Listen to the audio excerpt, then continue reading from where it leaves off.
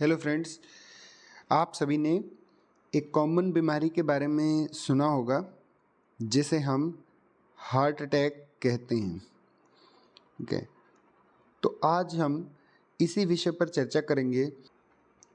दोस्तों, जब भी हमारे चेस्ट रीजन में या छाती के अंदर अगर दर्द होना शुरू होता है, एक प्राइमरी सिम्टम के रूप में हम नाम लेते हैं एंजाइना पेक्टोरिस का।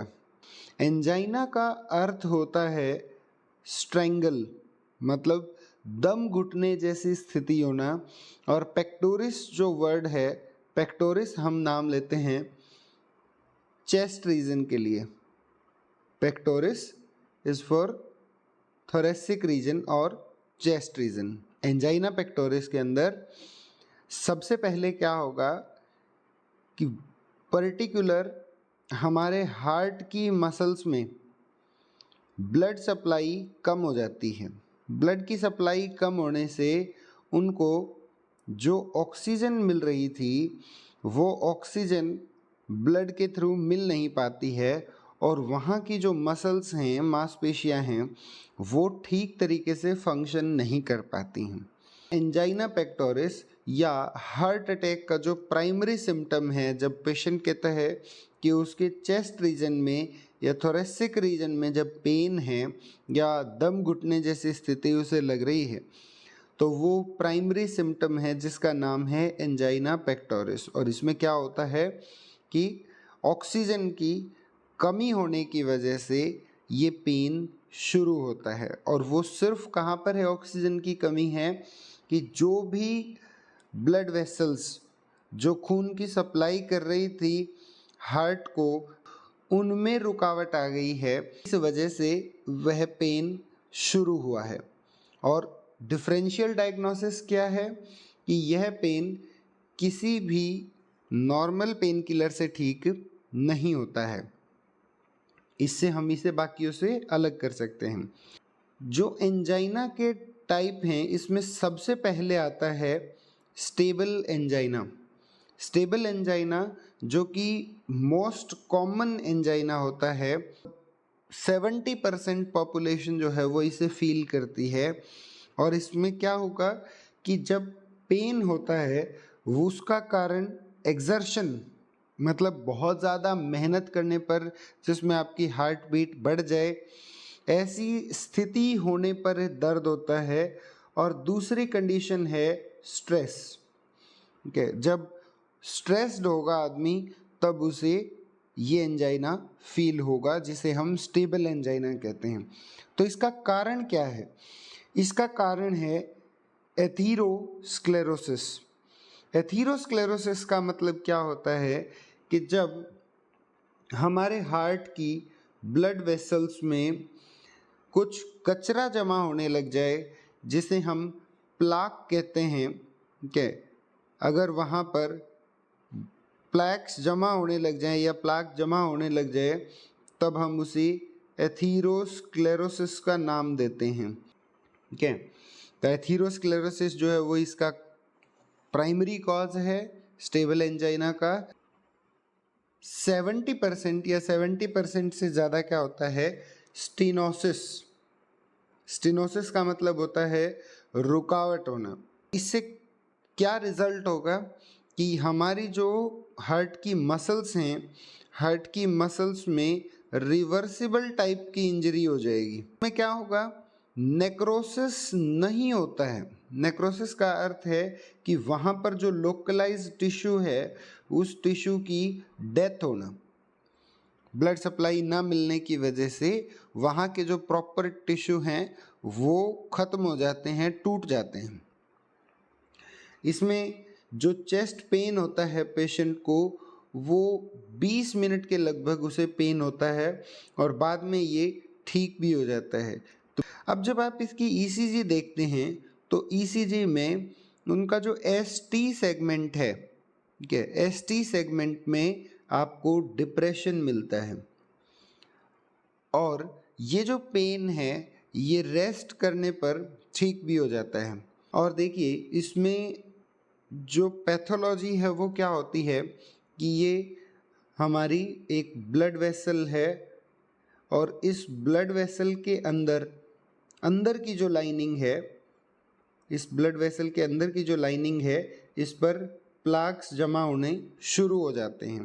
पहला इसमें जो कारण है वो है स्मोकिंग। ठीक है, प्राइमरी फैक्टर में स्मोकिंग होता है।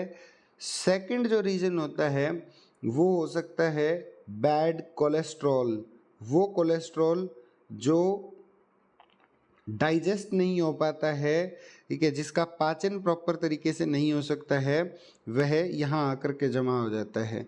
जिनके तो वो बैड कोलेस्ट्रॉल एक प्राइमरी रीज़न है और स्मोकिंग भी एक प्राइमरी रीज़न है। और ये प्लाक जमा होने की वजह से धीरे धीरे क्या होता है कि ये आर्टरी जिसे आगे ब्लड सप्लाई करना था, यहाँ से वो ब्लड सप्लाई कम होती जाती है और एंड में क्या होता है कि ये प्लाक जो है वो रप्चर हो जाता है। जब ये पूरा एक तरीके से भर जाता है, वो होने के बाद ये टूट भी जाता है और टूटने की वजह से क्या होगा कि ये जो भी ब्लड सप्लाई हमारे हार्ट को जा रही है उसमें किसी एक जगह पर जा कर के ये जमा हो जाता है। जहाँ पर ये जमा होता है वहाँ से आगे ब्लड का फ्लो ख़त्म हो जाता है और ब्लड फ्लो ख़त्म होने की वजह से शुरुआत होती है सबसे पहले चेस्ट पेन की, जिसे एंजाइना पेक्टोरिस कहते हैं। और अगर यही स्थिति लगातार बनी रहे तो वहाँ पर जिस टिश्यू की हमने बात की कि रिवर्सिबल इंजरी होती है, रिवर्सिबल ना हो करके ये इरिवर्सिबल होती है।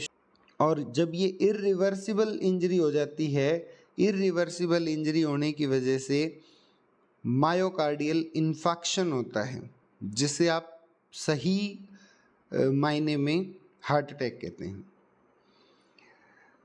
इसके बाद हम देखते हैं अनस्टेबल एंजाइना।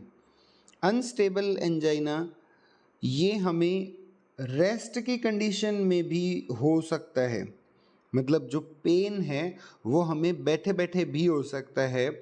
और इसका जो सबसे प्रमुख कारण है वो क्या है कि जब हमने इस एथीरोस्क्लेरोटिक प्लाक को देखा था, एथीरोस्क्लेरोटिक प्लाक रप्चर होता है, तो रप्चर होने की वजह से आपको पेन सिटिंग कंडीशन में या रेस्ट की कंडीशन में भी मिलता है। ठीक है, तो एथीरोस्क्लेरोटिक प्लैक्स जो है वो मिलेंगे। और इसमें एक वर्ड यूज हुआ है थ्रोम्बस। तो थ्रोम्बस क्या है? थ्रोम्बस इस प्लाक को या इस रुकावट को ही हम यहाँ पर कह रहे हैं। जो एथीरोस्क्लेरोटिक प्लैक है उसको, ये जो अनस्टेबल एंजाइना है ये रेस्ट की कंडीशन में भी होता है। ठीक है, पेन जो होगा वो रेस्ट की कंडीशन में भी होगा। और इसका प्रमुख कारण क्या होता है कि एथीरोस्क्लेरोटिक प्लाक जो है वो रप्चर हो जाते हैं। ठीक है, और इनके रप्चर होने की वजह से, मतलब एक इतना बड़ा फ्रैगमेंट है कोलेस्ट्रॉल का, और जब वो छोटे छोटे पार्ट्स में टूटता है तो टूट करके हार्ट को ब्लड सप्लाई करने वाली जो भी आर्टरी है उस आर्टरी में जाकर के ये रुकावट पैदा करता है, तो उसे हम थ्रोम्बस कहते हैं। ठीक है, ये थ्रोम्बस कहलाता है। और इसकी वजह से क्या होता है, जो ऑक्लूजन है, मतलब जो हमारे हार्ट को ब्लड सप्लाई करने वाली आर्टरी है जिसे हम कोरोनरी आर्टरी कहते हैं, ये कोरोनरी आर्टरी को कंप्लीटली बंद नहीं करता है। ठीक है, इनकम्प्लीट ऑक्लूजन होता है, आधे हिस्से में ही ये ऑक्लूजन होगा। तो इसकी वजह से क्या होगा, ब्लड सप्लाई तो होती है लेकिन वो थोड़ी होती है, इसलिए पेन भी लगातार रहता है। ठीक है, पेन जो है वो लगातार होता है। यहाँ पर भी कोई नेक्रोसिस नहीं होता। जो इंजरी होगी मसल्स को वो रिवर्सिबल होगी, मतलब वो ठीक होने लायक होती है। ठीक है, एसटी सेगमेंट इसमें जो आपको मिलेगा ईसीजी में वो डिप्रेस्ड मिलेगा, मतलब वो नीचे की तरफ मिलेगा। ठीक है, ईसीजी के जो ग्राफ हैं उसमें ये आपको डिप्रेस्ड मिलेगा। और इसी से जो है वो सबसे ज़्यादा खतरा होता है क्या, मायोकार्डियल इन्फेक्शन का। अनस्टेबल एंजाइना अगर होगा, पेन अगर लगातार बना रहता है, तो यह संभव है कि पेशेंट को मायोकार्डियल इन्फेक्शन हो सकता है। इट इंक्लूड्स सब एंडोकार्डियल इस्कीमिया। सब एंडोकार्डियल इस्कीमिया का मतलब क्या है कि हमारी जो हार्ट के अंदर की लेयर है, ठीक है, जिसे हम एंडोकार्डियम कहते हैं, बिल्कुल मस्कुलर पार्ट जो अंदर का है, वहाँ पर आपको क्या मिलेगा, इस्कीमिया, एंडोकार्डियल इस्कीमिया। अब तीसरा आता है प्रिंजमेंटल एंजाइना। प्रिंजमेंटल एंजाइना में क्या होता है कि जब हम कोई एक्सर्शन, बहुत ज़्यादा मेहनत का काम करते हैं, तब ही ये पेन होता है, और ये दिन के समय ही सबसे ज़्यादा होता है, ठीक है। इसे हम वेसोस्पास्टिक, वेसो का मतलब होता है वेस्कुलर या ब्लड वेसल, और स्पाज्म का मतलब होता है उसका संकुचित होना या सिकुड़ जाना। तो वेसोस्पास्टिक एंजाइना जो है इसे कहते हैं। इसका प्रमुख कारण जो है वो क्या होता है, वेसोस्पाज्म, वेस्कुलर मतलब ब्लड वेसल्स का स्पाज्म होना, कॉन्स्ट्रिक्शन या सिकुड़ जाना। इसमें एथेरोस्क्लेरोसिस हो भी सकता है और नहीं भी हो सकता है, ठीक है। इसमें भी जो इंजरी होती है वो रिवर्सिबल टाइप की इंजरी होती है, किसी तरीके का नेक्रोसिस या डेड पार्ट नहीं देखा जाता है। लेकिन ईसीजी में आपको बेहतरीन चेंजेस मिलते हैं। उसमें क्या होगा, एसटी सेगमेंट का एलिवेशन होता है, एसटी सेगमेंट का एलिवेशन आपको मिलेगा, और ये होता है ट्रांसम्यूरल इस्कीमिया की वजह से।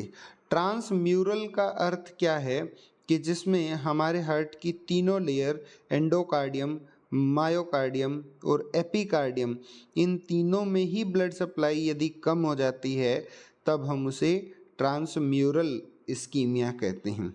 तो इसे दूर कैसे किया जा सकता है, क्या अननेसेसरी फिजिकल एक्टिविटी को न करें। दूसरा, जितने भी पैकेट फूड हैं जिनके अंदर नाइट्रोजन रहता है, उन्हें आप न लें, ठीक है। फास्ट फूड या अनहाइजीनिक फूड जितने भी हैं उन्हें आप न लें। जितना हो सकता है अपनी डाइट में आप सॉल्ट को कम करिए, कोलेस्ट्रॉल को कम करिए।